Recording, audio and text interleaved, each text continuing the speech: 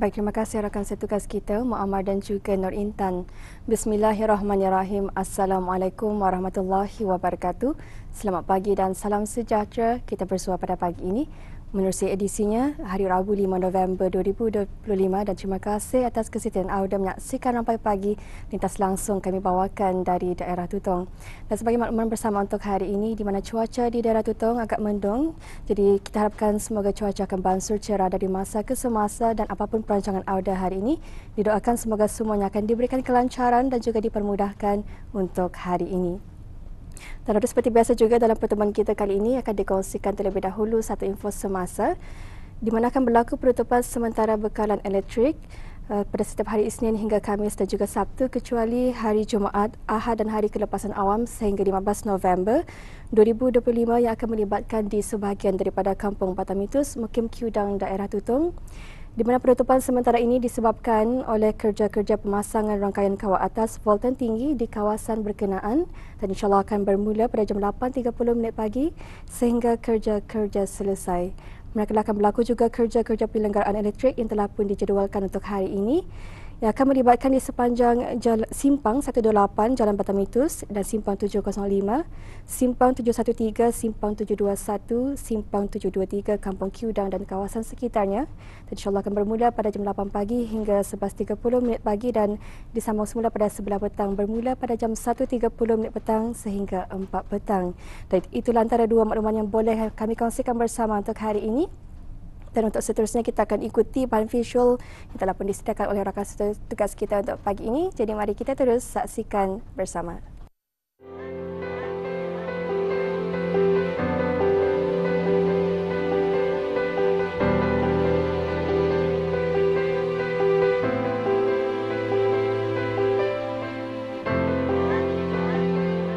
Blok Belayan Kasih yang terletak di Sekolah Rendah Pengeran Kesumanegara Bukit Beruang Tutong merupakan sebuah model sekolah inklusif, Model Inclusive School MIS yang mula dibina pada tahun 2009 dan siap sepenuhnya pada tahun 2010.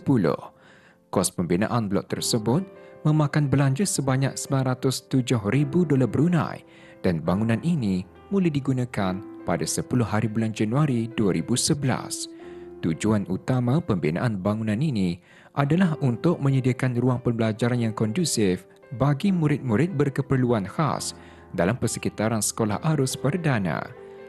Pada 28 hari bulan November 2013, Blok Belayan Kasih MIS telah dirasmikan secara rasmi oleh pemangku penolong pengarah sekolah daerah Jabatan Sekolah Tutong yang pada ketika itu menyempurnakan acara perasmian tersebut. Model sekolah inklusif yang merujuk kepada sekolah arus perdana yang dilengkapi dengan infrastruktur, kemudahan, sumber serta sokongan pembelajaran yang sesuai bagi memenuhi keperluan semua murid, termasuk murid berkeperluan khas. So, ciri-ciri utama MIS ada 3. So, satu daripadanya ialah ia mempunyai kemudahan fizikal yang mesra, inklusif. Yang kedua, ia menyediakan sumber dan bahan pembelajaran yang sesuai dengan pelbagai keperluan murid. Last sekali, ia menggalakkan penerimaan dan penyertaan murid berkeperluan khas bersama murid arus perdana. Subkumpulan pelajar yang disenaraikan dalam MIS termasuk murid dengan Autism Spectrum Disorder, kami panggil ASD, ADHD, Attention Deficit Hyperactivity Disorder, Down syndrome, learning difficulties, cognitive delay serta masalah pendengaran. So, maklumat utama pelaksanaan MIS adalah untuk memberi peluang dan akses pendidikan yang setara kepada murid berkeperluan khas dalam persekitaran yang inklusif dan menyokong perkembangan holistik mereka. Bangunan Blok Belayan Kasih telah direka bentuk secara khusus untuk menyediakan persekitaran pembelajaran yang sesuai bagi pelajar-pelajar berkeperluan khas. Tujuannya adalah untuk memberi peluang kepada golongan pelajar tersebut untuk mengikuti proses pembelajaran dalam suasana yang serupa dengan kelas biasa. Oleh itu, bangunan ini dilengkapi dengan pelbagai kemudahan dan alat bantu mengajar yang disesuaikan untuk keperluan pelajar berkeperluan khas. Selain itu, terdapatnya juga ruang-ruang khas yang dirancang untuk memenuhi pelbagai keperluan pendidikan dan terapi, antaranya bilik multisensori yang direka untuk merangsang pelbagai deria, bilik mengajar yang dilengkapi dengan kemudahan pembelajaran yang sesuai, bilik kraft yang memberi peluang kepada pelajar untuk mengembangkan kreativiti. Di samping itu, bangunan ini juga mempunyai bilik pesakit, bilik sumber, bilik aktiviti, dapur, taman terapi dan lain-lain yang semuanya direka untuk menyokong aktiviti pembelajaran serta keperluan terapeutik pelajar. Aktiviti pembelajaran di MIS mempunyai 6 domain. So, domain 1 ialah domain akademik. Guru memakai vertebal, laptop, kad imbas, puzzle bagi mengajar murid berkeperluan khas.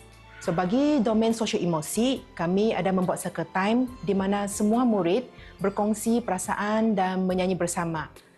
Manakala untuk domain motor kasar dan halus, murid membuat aktiviti mewarna, belajar menggunting, menulis, menampal, senam aerobik yang bersesuaian seperti melompat.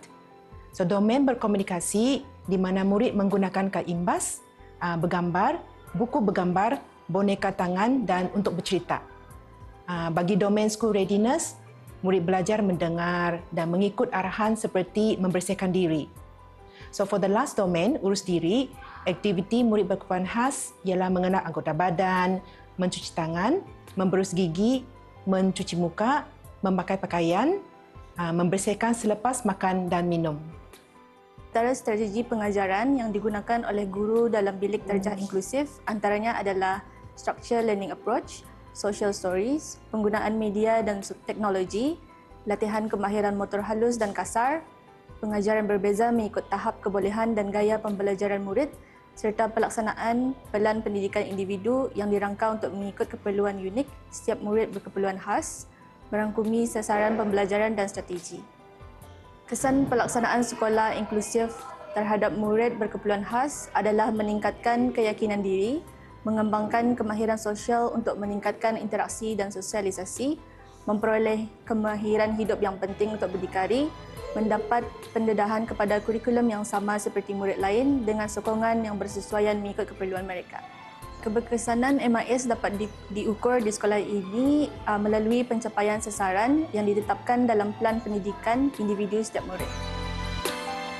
Bagi strategi pengajaran yang digunakan dalam konteks pembelajaran MIS melibatkan beberapa pendekatan yang berfokus pada keperluan khusus pelajar. Salah satu pendekatan yang digunakan adalah Structured Learning Approach SLA yang merupakan kaedah pengajaran yang dilaksanakan secara sistematik dan teratur. Pendekatan ini amat sesuai bagi pelajar yang mempunyai diagnosis seperti autisma dan sindrom Down, di mana ia membolehkan mereka menyelesaikan tugasan yang diberikan dengan lebih teratur. Selain itu, kaedah gabung bunyi kata KGBK juga digunakan dalam pengajaran membaca, di mana pelajar mula dengan mempelajari bunyi huruf dan kemudian menggabungkannya untuk membentuk suku kata. Seterusnya, membentuk perkataan yang bermakna. Kaedah ini terbukti berkesan dalam mempercepatkan penguasaan kemahiran membaca dalam kalangan pelajar. Penggunaan teknologi maklumat dan komunikasi serta interaktif whiteboard turut memberikan impak yang positif dalam pembelajaran.